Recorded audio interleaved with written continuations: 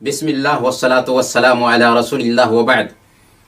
پیارے بھائیو اور بہنوں، السلام علیکم ورحمۃ اللہ وبرکاتہ۔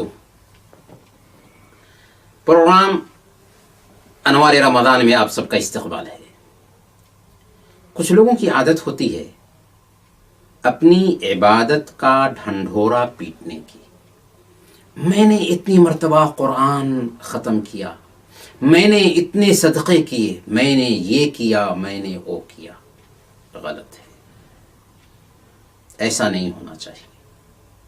نیکیوں کو چھپانے کی کوشش کریں۔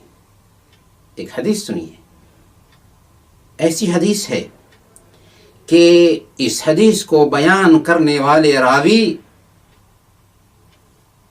چار مرتبہ زور کی چیخ مارتے ہیں اور بے ہوش ہو جاتے ہیں، پھر یہ حدیث بیان کرتے ہیں۔ صحیح مسلم کی روایت ہے، حضرت ابو ہریرہ رضی اللہ تعالی عنہ بیان فرماتے ہیں کہ اللہ کے رسول صلی اللہ علیہ وسلم نے ارشاد فرمایا، کیا فرمایا؟ قیامت کے دن سب سے پہلے 3 شخصوں کا فیصلہ کیا جائے گا۔ ان میں پہلا شہید ہوگا، اسے حاضر کیا جائے گا، اللہ تعالیٰ اسے اپنی نعمتیں پہچانوائے گا، وہ اللہ کی نعمتوں کو پہچان لے گا، پھر پوچھے گا کہ بتاؤ تو نے میرے لیے کیا کیا؟ وہ کہے گا کہ اے اللہ، میں نے تیرے راستے میں جہاد کیا، یہاں تک کہ شہید کر دیا گیا۔ اللہ کہے گا کہ تم جھوٹے ہو، تو نے اس لیے کیا کہ تم بہادر کہے جاؤ، تمہیں کہہ دیا گیا۔ چنانچہ حکم دیا جائے گا اور اسے گھسیٹ کر جہنم میں ڈال دیا جائے گا۔ پھر ایک ایسے شخص کو لایا جائے گا جس نے قرآن پڑھا، دوسروں کو پڑھایا، علم سیکھا اور دوسروں کو سکھایا تھا۔ اللہ تعالیٰ اسے اپنی نعمتیں پہچانوائے گا، وہ اللہ کی نعمتوں کو پہچان لے گا، پھر اللہ پوچھے گا کہ تو نے میرے لیے کیا کیا؟ وہ کہے گا کہ اے اللہ، میں نے تیرے لیے علم سیکھا، دوسروں کو سکھایا، قرآن پڑھا اور دوسروں کو پڑھایا۔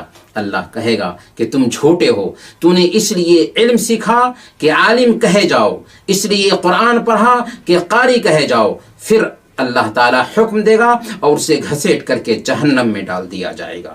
پھر ایک شخص لایا جائے گا جو داتا ہوگا، سخی ہوگا، اللہ تعالیٰ اس سے اپنی نعمتوں کو پہچانوائے گا، وہ اللہ کی نعمتیں پہچان لے گا، پھر پوچھے گا کہ تو نے میرے لیے کیا کیا؟ وہ کہے گا کہ اللہ، تو جس راستے کو پسند کرتا ہے ان راستوں میں میں نے اپنا مال خرچ کیا۔ اللہ تعالیٰ کہے گا کہ تم جھوٹے ہو، تو نے اس لیے خرچ کیا کہ داتا کہے جاؤ، اور دنیا میں تجھے داتا کہہ دیا گیا۔ پھر حکم دیا جائے گا اور اسے گھسیٹ کر کے جہنم میں ڈال دیا جائے گا۔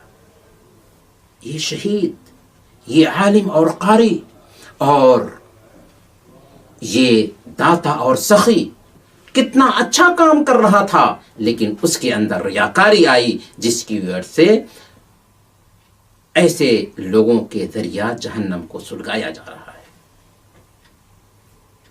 اس لیے غور کیجیے، ہم جو نیکی کر رہے ہیں کس کے لیے کر رہے ہیں؟ اپنے رب کے لیے نا۔ اس لیے اس کا سب سے بہتر علاج یہ ہے کہ نیکی کو چھپانے کی کوشش کیجیے۔ حضرت علی بن حسین امام زین العابدین کے بارے میں آتا ہے کہ وہ مدینہ کے 100 گھر کی کفالت کرتے تھے اور کسی کو پتہ نہیں چلتا تھا۔ رات میں اپنی پیٹھ پر وہ غلے اور کھانے پینے کے سامان لاد کر لے جاتے اور غریبوں، مسکینوں، یتیموں اور بیواؤں تک پہنچاتے تھے، اور ان کو پتہ نہیں چل پاتا تھا کہ کون ہم تک یہ کھانے پہنچا رہا ہے۔ ان کی وفات کے بعد جب ان تک یہ غلے نہ پہنچے تب پتہ چل سکا کہ یہ تو امام زین العابدین تھے۔ اور ربیع بن خثیم رحمۃ اللہ علیہ جلیل القدر تابعی ہیں، ان کے بارے میں آتا ہے کہ وہ جب قرآن کی تلاوت کر رہے ہوتے اور کوئی ان کے گھر میں آتا تو قرآن کو بند کر دیتے تھے اور اس کو چھپا دیتے تھے، اپنی نیکی کو چھپانے کے لیے۔ محمد بن واسع کہتے ہیں کہ میں نے ایسے لوگوں کو پایا کہ ایک آدمی کا سر اپنی بیوی کے سر کے ساتھ ایک ہی تکیہ پر ہوتا اور اس کی آنکھیں اللہ کے ڈر سے بھیگی ہوتی، رخسار پر آنسو گر رہا ہوتا، لیکن اس کی بیوی کو خبر نہ ہو سکتی تھی۔ میں نے ایسے لوگوں کو دیکھا ہے کہ وہ نماز میں اپنے بھائی کے بازو میں ہوتے، ان کی آنکھوں سے آنسو گر رہا ہوتا، رخسار بھیگا ہوتا، لیکن بازو والے کو بھی خبر نہ ہوتی تھی۔ اور داؤد بن ابی ہند کے بارے میں آتا ہے کہ انہوں نے 40 سال تک نفلی روزہ رکھا اور ان کے گھر کے لوگوں کو بھی پتہ نہ چل سکا، کیونکہ وہ موچی کا کام کرتے تھے، کھانا لے کر کے جاتے، غریبوں میں تقسیم کر دیتے، اور شام جب گھر لوٹتے تھے تو کھانا کھاتے تھے۔ یہ تھے ہمارے اسلاف جنہوں نے نیکیوں کو چھپایا تھا۔ یہاں پر ایک اہم نقطہ کو ہم بیان کرنا مناسب سمجھتے ہیں۔